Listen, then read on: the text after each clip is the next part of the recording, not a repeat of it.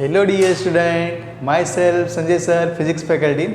Today we'll discuss about NCERT class number 12 chapter number 4 moving charge and magnetism. तो student अभी तक जो हमने वीडियो लेक्चर के अंदर डिस्कस किया उसमें चैप्टर नंबर 1, चैप्टर नंबर 2 और चैप्टर नंबर 3 के बारे में डिस्कस किया था। चैप्टर नंबर 1 जिसको हम इलेक्ट्रोस्टैटिक बोलते हैं, जिसके अंदर चार्ज को हमने रेस्ट पे दिखा था। चार्ज को रेस्ट पे कंसीडर करके उसके रेस्ट के ऊपर होने की वजह से जो इलेक्ट्रिकल इफेक्ट थी जब वो चार्ज रेस्ट पे होता था वो हमने डिस्कस किया, जिसमें electrical field, electrical force, okay, फिर गॉस थ्योरम भी पढ़े हमने। उसके बाद चैप्टर नंबर 2 के अंदर बात करें तो चार्ज के ऊपर फोर्स लगाया, फोर्स लगाने के बाद डिस्प्लेसमेंट करवाया, जिसमें उसकी काइनेटिक एनर्जी क्या हो जाए, काइनेटिक एनर्जी मतलब चेंज इन वेलोसिटी में चेंजेस ना हो, ऐसे हम डिस्प्लेसमेंट कराते थे। जितना भी हम वो वर्क डन कराते थे मतलब फोर्स इनटू डिस्प्लेसमेंट मतलब में वर्क डन, तो वो वर्क डन किस में कन्वर्ट हो जाता था, पोटेंशियल एनर्जी के अंदर। और वो पोटेंशियल एनर्जी को स्टोर करने का तरीका भी हमने देखा था कि पोटेंशियल एनर्जी को स्टोर करने के लिए हमने कैपेसिटर करके एक डिवाइस बनाया जिसके अंदर चार्ज की एनर्जी को स्टोर कर सकते हैं, इलेक्ट्रिकल एनर्जी को स्टोर कर सकते हैं, एज वेल एज चार्ज को भी स्टोर कर सकते हैं। ओके स्टूडेंट, उसके बाद चैप्टर नंबर 3 के अंदर चार्ज को मोशन करवाया। तो चार्ज का मोशन करते थे तो चार्ज का मोशन किस तरह से होता है, ड्रिप वेलोसिटी से आगे बढ़ते हैं, कोलिजन होता है तो रेजिस्टेंस वहाँ पे हमने पढ़ा, रजिस्टर के टाइप्स देखे, फिर रजिस्टर का कॉम्बिनेशन देखा। ओके स्टूडेंट, लास्ट में फिर कुछ मीटर्स देखे जिसमें meter bridge, potentiometer, Wheatstone bridge, उनके बारे में डिस्कस किया चैप्टर नंबर 3 के अंदर। आज जो चैप्टर नंबर 4 है जिसके अंदर हम बात करने वाले हैं मैग्नेटिज्म के बारे में। तो यहाँ पे जो पढ़ने वाले वो क्या है तो कि मैग्नेटिक इफेक्ट ऑफ करंट पढ़ने वाले कि करंट की टोटल 3 इफेक्ट थी। स्टूडेंट आप लोग ने लोअर क्लास में शायद पढ़ा होगा, 10th स्टैंडर्ड में ही आता है जो करंट फिर मैग्नेटिक प्रॉपर्टी वाले जो चैप्टर्स है, तो उसके अंदर आप लोगों ने डिस्कस किया होगा कि जो करंट होती है उसकी 3 इफेक्ट होती है। एक इफेक्ट होती है हीट इफेक्ट। हीट इफेक्ट कहाँ पढ़े आप लोग, तो चैप्टर नंबर 2 के अंदर जो जूल इफेक्ट था वो करंट की हीट इफेक्ट है। ओके, I2RT के फॉर्म में वो हीट प्रोड्यूस करता है, आई मतलब करंट। तो करंट का जो इफेक्ट है साइड इफेक्ट, उसमें एक था हीट इफेक्ट, दूसरा होता है केमिकल इफेक्ट। तो स्टूडेंट केमिकल इफेक्ट कहाँ पढ़ते हैं, फिजिक्स के अंदर पहले के टाइम पे एक चैप्टर हुआ करता था, लेकिन अभी चैप्टर निकाल दिया हुआ है। अभी ओनली केमिस्ट्री के अंदर ही चैप्टर है, क्योंकि केमिस्ट्री के अंदर और फिजिक्स के अंदर दोनों में चैप्टर था तब थोड़ा कॉन्ट्रावर्सी चलता था। फिजिक्स में हम कुछ अलग बोलते हैं, केमिस्ट्री में कुछ अलग होता है, तो स्टूडेंट कन्फ्यूज़ हो जाते हैं। इसलिए फिजिक्स में से वो चैप्टर निकल चुका है, ओनली केमिस्ट्री के अंदर आप स्टडी करते हो, इलेक्ट्रोकेमिस्ट्री के अंदर जो करंट की ही केमिकल इफेक्ट है। ओके, उसके बाद जो लास्ट जो इफेक्ट है साइड इफेक्ट, वो क्या है, करंट की साइड इफेक्ट बोले तो magnetic effect of current. Current की टोटल 3 इफेक्ट है, जिसमें एक हीट इफेक्ट जो आप स्टडी करके आए हो, दूसरी इफेक्ट है केमिकल इफेक्ट जो आप केमिस्ट्री में डिस्कस कर रहे हो इलेक्ट्रोकेमिस्ट्री के अंदर, और थर्ड जो इफेक्ट है वो कौन सी है तो क्या magnetic effect of current, magnetic effect जो हम अभी पढ़ने वाले हैं। तो चैप्टर का नेम है मूविंग चार्ज, जिसके अंदर चार्ज को मूविंग कराना है, मोशन करवाना है। तो मोशन करने के वक्त चार्ज अपने सराउंडिंग में मोशन कर रहा है, मतलब करंट ही है ना, इलेक्ट्रिसिटी है। तो इलेक्ट्रिसिटी की वजह से कैसे मैग्नेटिज्म प्रोड्यूस होता है उसके बारे में यहाँ पे हम डिस्कस करने वाले हैं। इस चैप्टर के अंदर मेन जो 3 टॉपिक्स है उसमें एक है बायो-सावर्ट लॉ, उसके और एप्लीकेशन, उसके बाद एम्पियर सर्किट लॉ और उसके भी एप्लीकेशन डिस्कस करेंगे, और लास्ट में कुछ मीटर्स है वो मोस्ट इम्पोर्टेंट है। और दूसरे जो टॉपिक्स की बात करें तो स्टार्टिंग में हम मैग्नेटिक फोर्स के बारे में डिस्कशन करेंगे, फिर मोशन देखेंगे चार्ज का मैग्नेटिक फील्ड के अंदर, फिर मैग्नेटिक फील्ड और इलेक्ट्रिकल फील्ड का कंबाइन होगा फील्ड, तब उसके अंदर कैसा मोशन होगा वो डिस्कस करेंगे। ओके, फिर magnetic field due to current element, छोटे से एलिमेंट की वजह से मैग्नेटिक फील्ड कितना होता है, वो जो लॉ है बायोट और सावर्ट ने दिया था वो हम डिस्कस करेंगे। जो सिमिलर है कंपैरिजन हम करेंगे कूलम्ब्स लॉ के साथ। ओके, फिर magnetic field on the axis of circular loop, कोई आपके पास रिंग है और रिंग के अंदर करंट पास हो रहा है, तो रिंग के वजह से आउटसाइड में कोई आर डिस्टेंस पे, रिंग के सेंटर से कोई आर डिस्टेंस पे आपको फील्ड निकालना होगा, मैग्नेटिक फील्ड, तो वो भी हम डेरिवेशन देखेंगे। ओके, फिर सोलेनॉइड और टोरॉइड का कंस्ट्रक्शन समझेंगे, उसके मैग्नेटिक फील्ड कितनी होती है टोरॉइड के अंदर और बाहर। ओके, सोलेनॉइड के अंदर और बाहर कितनी मैग्नेटिक फील्ड है वो भी हम देखने वाले हैं। फिर 2 करंट कैरिंग वायर होंगे, साथ साथ में रखे होंगे पैरेलल वायर, तो एक दूसरे के ऊपर जो फोर्स लगाते हैं और फोर्स के बारे में भी हम डिस्कस करेंगे। फिर लास्ट में टॉर्क ऑन करंट लूप, एक लूप है जो जिसके अंदर से करंट पास हो रहा है और उसको हमने मैग्नेटिक फील्ड के अंदर रखना है, और वो मैग्नेटिक फील्ड के अंदर रखने से वजह से वो टॉर्क प्रोड्यूस हो रहा है, उसके ऊपर जो टॉर्क लगता है उसके बारे में डिस्कस करना है। वही टॉर्क का फिनोमिना आप लोग इलेक्ट्रिकल मोटर और ऐसी जनरेटर के अंदर देखते हो कि करंट कैरिंग लूप को अंदर रखते हो तो उसके ऊपर टॉर्क लगता है और रोटेट करता है। ओके, तो वो सब फिनोमिना यहाँ पे हम उसका बेसिक जो है एसी जनरेटर और इलेक्ट्रिकल मोटर का यहाँ पे हम डिस्कस करने वाले हैं। और उसके बाद में लास्ट में जो मीटर के बारे में डिस्कशन करेंगे, जिसके अंदर गैल्वेनोमीटर का कन्वर्जन पढ़ेंगे, galvanometer to ammeter, galvanometer to voltmeter. तो इतने सारे टॉपिक का डिस्कशन करने वाले हैं। ओके, बोर्ड के लिए भी इंपॉर्टेंट है। 1 to 4 चैप्टर 25 मार्क्स के लिए बोर्ड के अंदर आता है। ओके, इसके अंदर वेटेज अलग अलग डिस्ट्रीब्यूट होते हैं चैप्टर वाइज, लेकिन 1 to 4 चैप्टर है वो एक पूरा एक यूनिट है जिसको बोला जाता है इलेक्ट्रोडायनामिक्स। ओके, जो इलेक्ट्रोडायनामिक्स के चैप्टर हम बात करते हैं तो उसके अंदर 1 to 4 जो है वो मोस्ट इंपॉर्टेंट चैप्टर है आपके 25 मार्क्स के लिए। ओके, वहाँ तक आपकी लिंक है, एक 1 to 6 तक भी लिंक है आपकी, लेकिन ये जो 1 to 4 है उनका एक अलग स्लॉट, फिर 5 to 6 अलग, ओके 5, 6, 7 अलग, ये सब चैप्टर अलग अलग अपने यूनिट के अंदर डिवाइड होते हैं। ओके, इम्पोर्टेंट है, अच्छे से प्रिपेयर करेंगे हम। तो अभी जो डिस्कस करने वाले हैं वो मैग्नेटिज्म के बारे में। तो स्टूडेंट, मैग्नेटिज्म और इलेक्ट्रोस्टैटिक पहले के टाइम पे ऐसा था कि दोनों अलग अलग ब्रांच है ऐसे समझते थे, लेकिन जैसे जैसे स्टडी बढ़ी मैग्नेटिज्म के अंदर और इलेक्ट्रोस्टैटिक के अंदर तो पता चला कि दोनों एक दूसरे के साथ लिंक ही है, दोनों एक दूसरे के ऊपर से ही बने होंगे। ओके, एक्चुअल में मैग्नेटिज्म जो है वो बहुत पुराना है। ओके, मतलब मैं 18 सेंचुरी की बात करें तो 18 सेंचुरी के अंदर मैग्नेटिज्म कैसे सामने आया। हम प्योर मैग्नेटिज्म की बात नहीं करने वाले हैं, हम कोई मैग्नेटिक इफेक्ट की बात करने वाले जो करंट की वजह से हो रही है। जो मैग्नेटिक प्रॉपर्टी आ रही है वो किसके वजह से, करंट की वजह से, उसके बारे में डिस्कस करेंगे। प्योर मैग्नेटिज्म जो डिस्कशन करने वाले हैं वो चैप्टर नंबर 5 के अंदर है। तो स्टूडेंट, मैग्नेटिज्म जो है, मैग्नेटिक इफेक्ट की जो हमारे सामने ऑब्जर्वेशन आई वो कैसे हुआ, तो उसका स्टार्टिंग में इंट्रोडक्शन आपको बता रहा हूँ। तो स्टूडेंट, डेनमार्क करके एक कंट्री है, 18 सेंचुरी की ये सब ऑब्जर्वेशन की बात कर रहा हूँ मैं।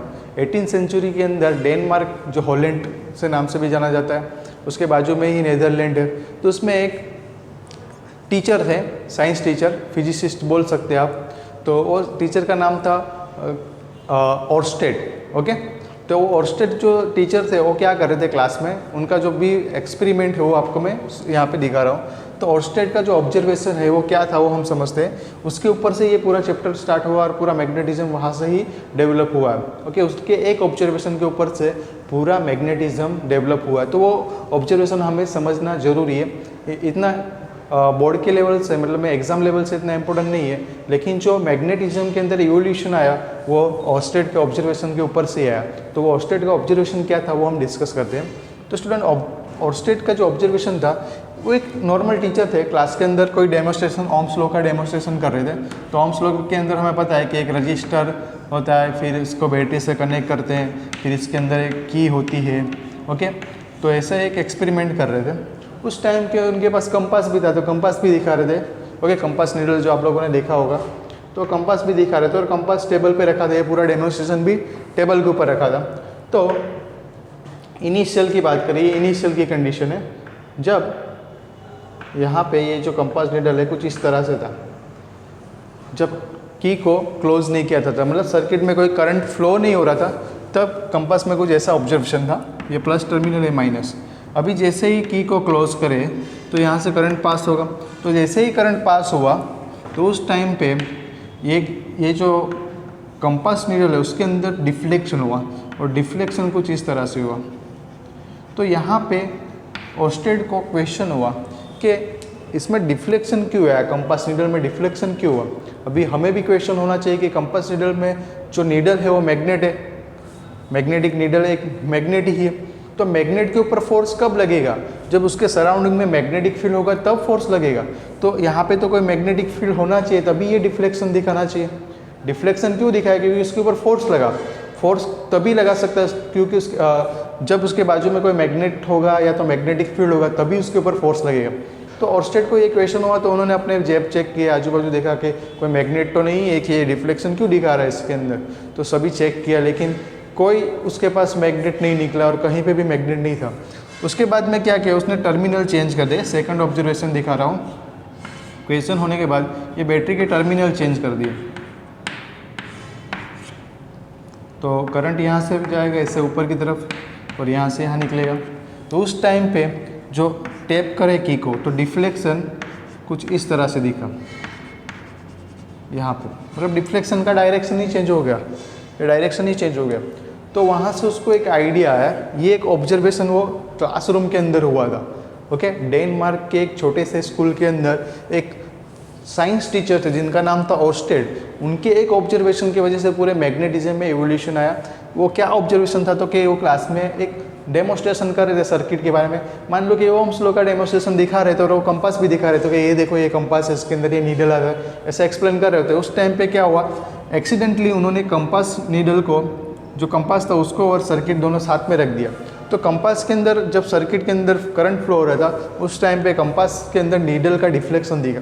तो नीडल के अंदर डिफ्लेक्शन क्यों हुआ, तो कि उसके ऊपर फोर्स लगा होगा तभी हुआ होगा, उसके सराउंडिंग में कोई मैग्नेटिक फील्ड होगा तभी नीडल के ऊपर फोर्स लगा होगा। क्योंकि फोर्स तभी लगता है जब फील्ड होता है, जैसे हमने चार्ज के टाइम में पढ़ा था। कोई फील्ड के अंदर कोई ऐसा रीजन जिसके अंदर कोई दूसरा चार्ज लेके आया तो उस चार्ज के ऊपर फोर्स एक्सपीरियंस होता है, तो उस रीजन को हम बोल देते हैं इलेक्ट्रिकल फील्ड।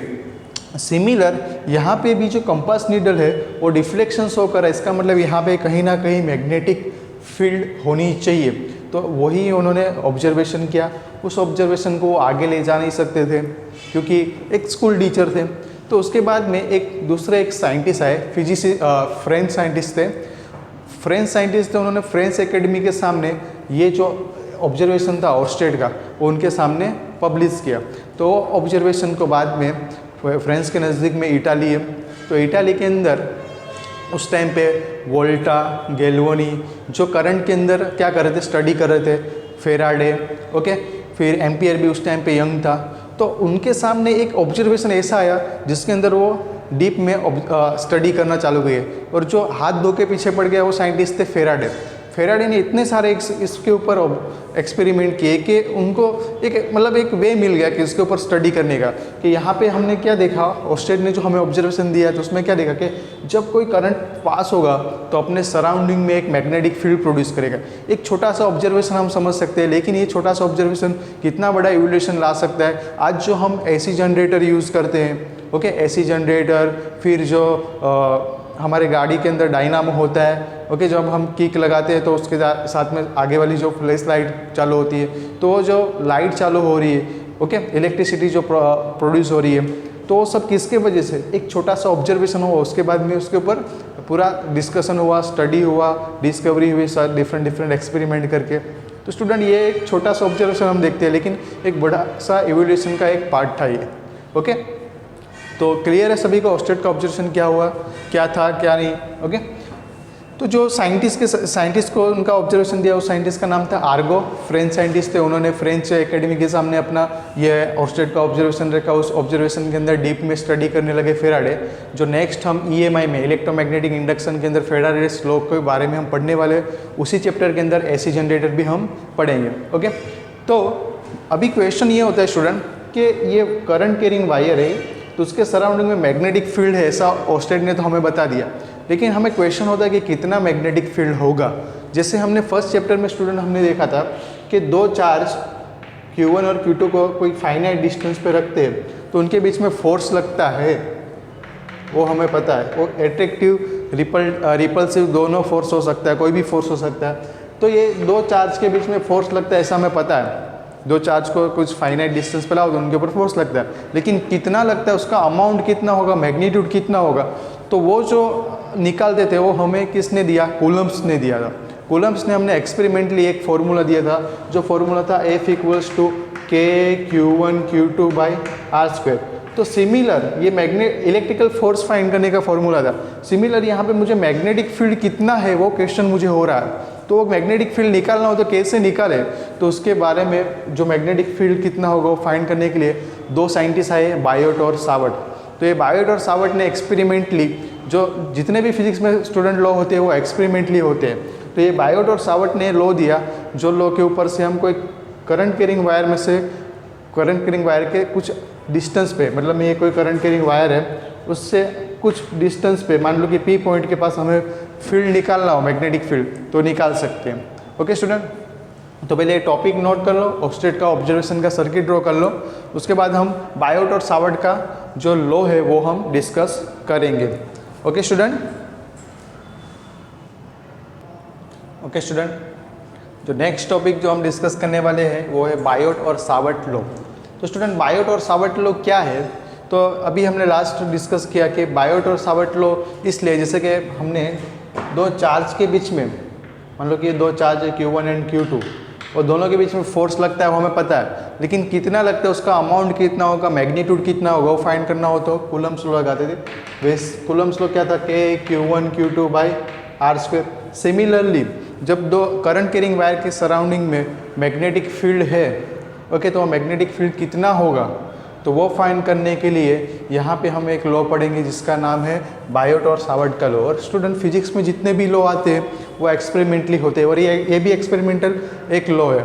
ओके, तो बायोट और सावर्ट का जो लॉ है वो एक दिन में तो आया नहीं होगा, नंबर ऑफ एक्सपेरिमेंट किए होंगे। तो वो लॉ क्या हुआ, चलो समझते हैं। तो एक infinitely long current carrying wire लेना है। इनफाइनाइटली लॉन्ग का मतलब है कि जो ऑब्जर्वेशन पॉइंट है उसके कंपेरिजन में वायर की लेंथ ज़्यादा है। ओके, ऑब्जर्वेशन स्मॉल डिस्टेंस पे करना है। मान लो कि ये आपका पूरा कंडक्टिंग वायर है, उसमें से करंट आई ऊपर की तरफ जा रहा है। ओके, करंट ऊपर की तरफ जा रहा है, उसमें ये वायर का एक छोटा सा लेंथ एलिमेंट ले लेते हैं, एक छोटा सा एलिमेंट ले लेते हैं, DL जितना छोटा सा एक एलिमेंट ले लिया हमने ये। ओके, इस DL में से जो करंट पास होता है तो उसको बोलते हैं करंट एलिमेंट। करंट एलिमेंट का मतलब होता है, सिर्फ एलिमेंट बोलते तो क्या होता है, छोटा सा पार्ट होता है लेंथ का, लेकिन हम बोलेंगे current element, current carrying element बोले मतलब में जिसमें से छोटे से एलिमेंट में से करंट पास हो रहा है वो उसका साथ का प्रोडक्ट, मतलब करंट और एलिमेंट का जो प्रोडक्ट है उसको हम क्या बोलते हैं, करंट एलिमेंट। ओके, जिसको IDL से लिखा जाता है। यहाँ पे मैं लिख रहा हूँ ये IDL एक करंट एलिमेंट है।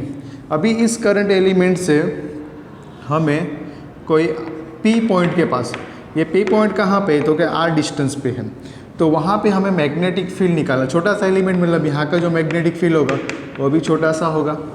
ओके, ये जो एंगल बना रहा है ये एंगल हम कंसिडर करते हैं थीटा।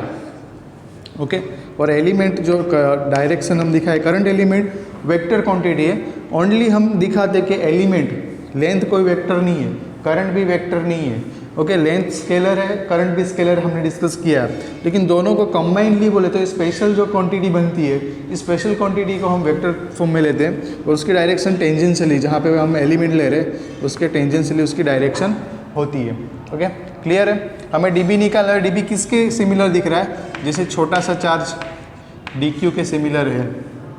ओके, तो बस हमें यहाँ पे क्या करना है, तो कि फील्ड निकालना है, मैग्नेटिक फील्ड P पॉइंट के पास। तो मैग्नेटिक फील्ड निकालना P पॉइंट के पास, तो कैसे निकाले, तो बायोट और सावर्ट है, उसमें बायोट और सावर्ट दोनों डिफरेंट साइंटिस्ट है। बायोट एक थर्मोडाइनेमिक साइंटिस्ट है, सावर्ट उसका असिस्टेंट था, दोनों ने साथ में ऑब्जर्वेशन किया था, इसलिए उनका दोनों का कंबाइनली नेम आता है। तो लॉ में उन लोगों ने एक्सपेरिमेंटली क्या किया था, तो जो DB है मतलब magnetic field at point P छोटे से एलिमेंट के साथ, वो डायरेक्टली प्रोपोर्शनल IDL देखा गया। मतलब में करंट एलिमेंट के साथ डायरेक्टली प्रोपोर्शनल। क्या हम करंट की वैल्यू बढ़ा दें, एलिमेंट की वैल्यू बढ़ा दें, ओके, नंबर एलिमेंट बड़ा हो जाए और या तो करंट के अमाउंट बढ़ जाए, तो ये मैग्नेटिक फील्ड भी इंक्रीज हो जाता है। ओके, यहाँ पे मैंने DB इक्वल्स टू DQ दिखाया, वो रॉन्ग था। ये IDL किसके कंपैरिजन में होगा, DQ के कंपैरिजन में। जैसे चार्ज वहाँ पे इफेक्ट देता है वैसे IDL यहाँ पे शो करेगा। ओके, क्लियर है? जैसे चार्ज, दो चार्ज के वजह से फोर्स लगता था, ओके, वैसे यहाँ पे IDL की वजह से यहाँ पे फील्ड प्रोड्यूस होगा। तो जितना ज़्यादा IDL होगा, करंट एलिमेंट जितना ज़्यादा होगा, उतना मैग्नेटिक फील्ड P पॉइंट के पास ज़्यादा होगा। दूसरा ऑब्जर्वेशन ये देखा कि चलो P पॉइंट का जो डिस्टेंस है R जो है बढ़ाते जाए, ये R को और ज़्यादा लंबा लेके जाए, ऑब्जर्वेशन डिस्टेंस और ज़्यादा बढ़ जाए, तो फील्ड वैसे वैसे लेस होती जाती है। डिस्टेंस के अकॉर्डिंग जो मैग्नेटिक फील्ड है वो क्या हो जाएगी, डिक्रीज हो जाएगी, मतलब इन्वर्सली प्रोपोर्शनल रिलेशन है। चलो ये दोनों इक्वेशन को कंबाइन करें तो अपने पास रिलेशन आना चाहिए DB प्रोपोर्शनल IDL और इन्वर्सली प्रोपोर्शनल R²। और स्टूडेंट फिजिक्स में एक फैशन चलता है कि जो प्रोपोर्शनलिटी होती है उसको निकाल के हम क्या करते हैं, कांस्टेंट पुट करते हैं। तो चलो यहाँ पे कांस्टेंट पुट कर देते हैं, dB equals to mu naught by 4 pi I D L by R square. Okay, ये इक्वेशन बना। ये आपका मैग्नेटिक फील्ड मिला कहाँ पे, पी पॉइंट के पास। स्टूडेंट देखो constant mu naught by 4 pi R, जैसे वहाँ पे हम कांस्टेंट लेते थे एप्सिलॉन नॉट, सिमिलर यहाँ पे म्यू नॉट बाई 4 पाई एक कांस्टेंट आया। ओके, मैग्नेटिज्म के अंदर ये कांस्टेंट है। जैसे ये म्यू एप्सिलॉन नॉट परमिटिविटी था, वैसे म्यू नॉट क्या है यहाँ पे, परमिबिलिटी है। ओके, म्यू नॉट क्या है student, permeability. Mu naught equals to permeability,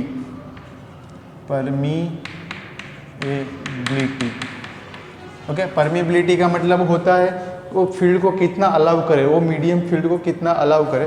permeability of free space से नॉट लिखा है इसलिए, ऑफ फ्री स्पेस। ओके, और म्यू नॉट की जो वैल्यू है वो होती है 4 pi into 10⁻⁻⁷। Okay, sorry unit बाद में लिखते हैं, यूनिट हम निकाल दें। जैसे परमिटिविटी का मतलब था कि वो इलेक्ट्रिकल फील्ड को कितना अलाउ करे, वो मीडियम, वैसे सिमिलर परमेबिलिटी है वो कितना मैग्नेटिक फील्ड को अलाउ करे। ओके, प्लास्टिक हो तो कम अलाउ करेगा, वो अलाउ भी नहीं करेगा, आयरन होगा तो मैक्सिमम अलाउ करेगा। तो ये मीडियम की प्रॉपर्टी है कि कितना वो मैग्नेटिक फील्ड को अलाउ करे। ओके, कितना वो केयर कर रहा है, उसको हम बोलते हैं permeability of free space. Okay, अभी ये म्यू नॉट है, कांस्टेंट है, तो उसकी वैल्यू है 4 पाई इंटू 10⁻⁷। अभी स्टूडेंट देखो कि जैसे ग्रेविटेशनल में भी एक कांस्टेंट था कैपिटल जी, कैपिटल जी का वैल्यू था वो उसमें 10⁻⁻11 था। इलेक्ट्रोस्टैटिक की बात करें तो उसके अंदर जो कांस्टेंट आता के, उसमें भी 10⁻+9 था। और मैग्नेटिज्म में जो कांस्टेंट आया ये के था, और ये म्यू नॉट जो आया उसका जो पावर आया -7। मतलब में इलेक्ट्रोस्टैटिक फोर्स जो है वो मैक्सिमम होता है, उसकी अमाउंट लार्ज होती है क्योंकि उसका कांस्टेंट बड़ा है, उससे कम होता है मैग्नेटिक जो फोर्स होता है वो, क्योंकि उसमें मैग्नेटिक फील्ड का कांस्टेंट ही कम है इसलिए। ओके, और सबसे वीकेस्ट कौन सा होगा, ग्रेविटेशनल फोर्स, क्योंकि देखो उसका ग्रेविटेशनल कांस्टेंट का जो वैल्यू है वो -11 है। तो ये जो कांस्टेंट उस पर भी डिपेंड करता है फोर्स, ज़्यादा कौन होगा कम कौन होगा। ओके, पता चल गया कि mu naught equals to 4 pi into 10⁻⁷ इसका वैल्यू। अभी इसका यूनिट निकालना तो कैसे निकालें, तो मैग्नेटिक फील्ड का जो यूनिट होता है स्टूडेंट, यहाँ पे चलो पहले तो ये लिख देते, बाद में मैग्नेटिक फील्ड यहाँ पे इसका आप यूनिट लिखते हैं। डीबी जो है ये तो छोटे से एलिमेंट के वजह से है, यहाँ फील्ड मिला। हमें पूरे वायर के वजह से चाहिए तो हम क्या करते हैं, इंटीग्रेशन करते हैं। तो इंटीग्रेशन करे बाद में पहले तो इसको वेक्टर फॉर्म में लिखना पड़ेगा, क्योंकि मैग्नेटिक फील्ड तो वेक्टर क्वांटिटी है, फील्ड वेक्टर क्वांटिटी है। तो वेक्टर फॉर्म में लिखूँ मैं यहाँ पे DB vector equals to mu naught by 4 pi I D L by R square. अभी मैं यहाँ पे वेक्टर लिख रहा हूँ तो यहाँ पे भी मुझे वेक्टर लिखना पड़ेगा। चलो मैं यूनिट वेक्टर लिख रहा हूँ, लेकिन ये आई डी एल भी आपका वेक्टर क्वांटिटी है, तो आई डी एल को वेक्टर दिखाओ तो इसके साथ क्रॉस प्रोडक्ट है, क्योंकि क्रॉस प्रोडक्ट होगा तभी यहाँ पे आपको वेक्टर क्वांटिटी देगा। ओके, तो चलो यहाँ पे वैल्यू पुट कर देते हैं। D B vector equals to mu naught by 4 pi, यहाँ पे I D L cross R vector divided by R cube. ऐसा कैसे हुआ, तो देखो यूनिट वेक्टर इक्वल्स टू क्या होता है, यूनिट वेक्टर इक्वल्स होता है वेक्टर डिवाइड बाई वेक्टर का मैग्नीट्यूड, और मैग्नीट्यूड को तो आप ऐसे भी लिख सकते हो आर से। तो बस वही किया, यहाँ पे आर यूनिट वेक्टर आर था, उसका हमने R vector by R magnitude, तो ये आर क्यूब हो जाएगा डिनोमीटर में। ओके, अभी स्टूडेंट मैग्नीट्यूड, इसके मैग्नीट्यूड के फॉर्म में लिखे तो मैग्नीट्यूड के फॉर्म में लिखना तो मोड में लिखते हैं। मोड में हम डी बी इक्वल्स टू लिखे तो क्या होगा, म्यू नॉट बाई 4 पाई। ये क्रॉस प्रोडक्ट निकाले तो क्या आता है, बोलो तो क्या आएगा, साइन थीटा आएगा। जैसे डॉट प्रोडक्ट निकालते हैं तो कोस थीटा आता है, वैसे क्रॉस प्रोडक्ट निकालते तो साइन थीटा आता है। तो यहाँ पे sine theta by R cube, ये आपके पास फॉर्मूला। लेकिन मुझे टोटल मैग्नेटिक फील्ड चाहिए, तो टोटल मैग्नेटिक फील्ड के लिए क्या करोगे आप, टोटल मैग्नेटिक फील्ड के लिए इंटीग्रेशन पूरे वायर का। ओके, तो इंटीग्रेशन करके निकालते चलो, मुझे टोटल मैग्नेटिक फील्ड चाहिए बी, तो मैं क्या करूँगा, डी बी का इंटीग्रेशन करूँगा। तो b इक्वल्स टू, मैं वैल्यू पुट करूँ mu naught by 4 pi, okay ये आर कैंसिल हो जाएगा, तो यहाँ पे R square mu naught by 4 pi I D L sine theta upon R square. अभी सिंप्लीफाई करें तो ये तो कांस्टेंट है, उसको बाहर लिखे तो B equals to mu naught by 4 pi integration में I D L sine theta by are square. तो ये आपका मैग्नेटिक फील्ड मिला, कोई करंट एलिमेंट के वजह से ये मिला, करंट एलिमेंट के वजह से, और पूरे वायर के वजह से जो मैग्नेटिक फील्ड की वैल्यू मिलती है वो कितनी मिलती है पी पॉइंट के पास, तो क्या mu naught by 4 pi integration I D L sine theta by are square. तो ये एक बायोट-सावर्ट का लॉ है जो किसके लिए, तो कि कोई पॉइंट के पास करंट कैरिंग वायर के सराउंडिंग में कोई पॉइंट के पास मैग्नेटिक फील्ड की वैल्यू कितनी होगी, ओके उसका अमाउंट कितना होगा, मैग्नीट्यूड कितना होगा। तो मैग्नीट्यूड फाइंड करने के लिए ये लॉ बना है, जो लॉ में हमें फॉर्मूला मिला mathematically mu naught by 4 pi integration I D L sine theta by are square. Okay अच्छे से नोट कर लो। ये परमिबिलिटी और फ्री स्पेस, एक चीज़ रहेगी इसमें, इसका यूनिट लिखना है हमें। मैग्नेटिक फील्ड का जो यूनिट होता है स्टूडेंट वो होता है टेस्ला, बी का जो यूनिट होता है ना वो होता है टेस्ला, टेस्ला को टी से डिनोट करते हैं, ओके और वो भी होता है न्यूटन पर एम्पियर मीटर। सिंपल याद रख सकते हो, आगे जाके प्रूव भी करेंगे कि टेस्ला का न्यूटन एम्पियर मीटर कैसे हुआ, वो भी हम प्रूव करेंगे। तो टेस्ला है किसका, मैग्नेटिक फील्ड का।